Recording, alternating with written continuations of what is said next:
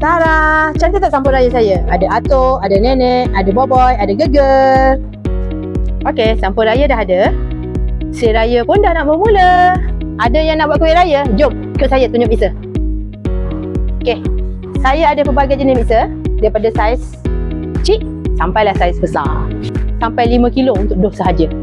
Kalau bisnes besar-besar boleh pakai yang ni lah. Untuk 5 kilo dough. Dah uli dough, mesti kena bakar biskut tu kan. Okey, saya ada pelbagai jenis oven. Start daripada sini. Saya ada sampailah yang besar. Untuk oven ni, dia ada api atas bawah. Dia ada suhu kontrol atas bawah. Dia ada timer. Dan senang untuk masak kek, biskut, apa semualah.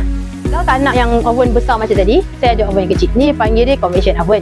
Okay, convection oven ni dia ada 4 tray kat dalam. Tapi ni khas untuk cookies sahajalah. Ada yang nak berniaga sate raya ni, lepas ni dah tak perlu pedih mata kena asap arang. Guna je gas griller ni. Api pun senang nak kawal. Confirm cepat bakar sate. Lebih produktif kan? Contoh 6 tiup. Suhu boleh tetapkan, tak perlu risau hangit dia. Dah jual sate, mesti kena ada kuah dia.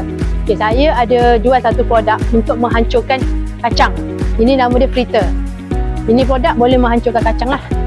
Kacang akan jadi hancur dan sesuai lah untuk buat kuah. Oh, saya lupa. Saya ada lagi satu produk untuk melepaskan dough. Pada customer-customer kita yang buat mini curry pop, boleh pakai ni lah untuk buat dough. Tak perlu lagi gelik-gelik pakai tangan. Ni semua pakai mesin saja.